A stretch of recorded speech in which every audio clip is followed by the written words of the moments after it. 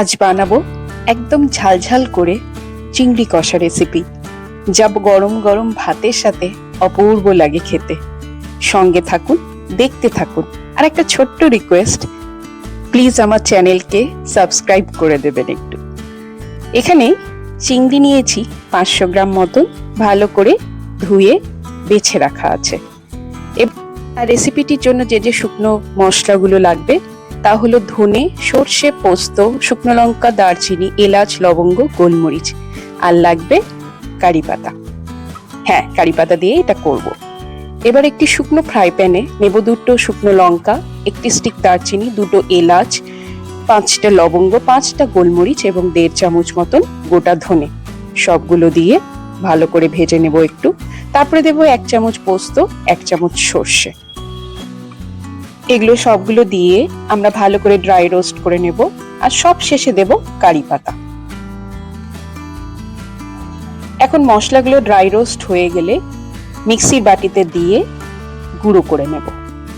এবার মশলার মধ্যে নিয়েছি 1 চামচ আদা বাটা, 1 চামচ রসুন বাটা আর লঙ্কা বাটা 1 চামচ, আর নিয়েছি তেঁতুলের পাল। এবার চিংড়ির মধ্যে দেব 1 টিস্পুন হলুদ, স্বাদ মতন নুন, আদা বাটা, রসুন বাটা, লঙ্কা বাটা, আর ওই যে গুঁড়ো করে রেখেছিলাম মশলা, সেটা সবটা দিয়ে দেব। আর সব শেষে দেব তেঁতুলের পাল্প 2 চামচ মতন। এই সবগুলো দিয়ে ভালো করে আমরা চিংড়ি মাছটা মেখে ঢেকে রেখে দেব সাইডে। এবার নিয়েছি 3টে মিডিয়াম সাইজের পেঁয়াজ, তাকে ভালো করে পাতলা পাতলা করে কেটে নেব। এবার একটি কড়াইয়ে 4 চামচ মতন তেল দিয়ে, তেল গরম হলে কেটে রাখা পেঁয়াজগুলো কড়াইয়ের মধ্যে দিয়ে ভালো করে ভাজতে থাকবো।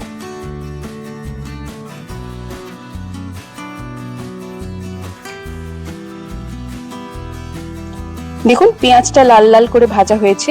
এর মধ্যে দিয়ে দিলাম কারি পাতা বেশ খানিকটা। এখন যাচ্ছে এর মধ্যে রঙের জন্য 1 চামচ কাশ্মীরি লঙ্কার গুঁড়ো। সবকিছু ভালো করে ভাজা হয়ে গেলে এর মধ্যে যাবে আমাদের যে ম্যারিনেটেড করা চিংড়ি, সেটা দিয়ে ভালো করে আমরা নাড়তে থাকবো। মিডিয়াম আঁচে আমরা রান্নাটা করব। দেখবেন আস্তে আস্তে চিংড়ির কালারটা লাল হতে থাকবে। খুব চট করে এই রেসিপিটি কিন্তু তৈরি হয়ে যায়, সময়ও বেশি লাগে না। এখন দিচ্ছি এর মধ্যে বাটি ধোয়া জলটা।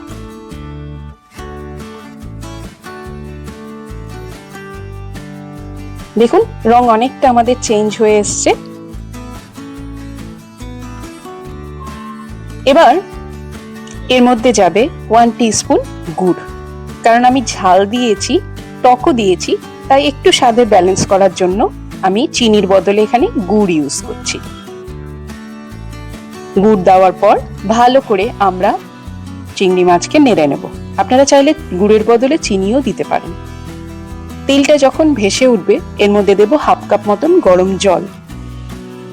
গরম জল দেওয়ার পর ভালো করে খুন্তি দিয়ে মাছগুলোকে নেড়ে নিয়ে আমরা কিছুক্ষণের জন্য এটাকে ঢাকা দিয়ে রাখবো। মিনিট 2 পর ঢাকা সরিয়ে নিলেই রেডি। আজকে আমাদের ঝাল ঝাল চিংড়ি কষা একদম রেডি। বাড়িতে অবশ্যই ট্রাই করে দেখবেন। আমি বলছি আপনাদেরকে ভীষণ ভালো লাগবে কিন্তু এটা খেতে। আর কমেন্ট করে জানাবেন আজকের রেসিপিটি আপনাদের কেমন লাগলো। ভালো থাকবেন, সুস্থ থাকবেন। ধন্যবাদ।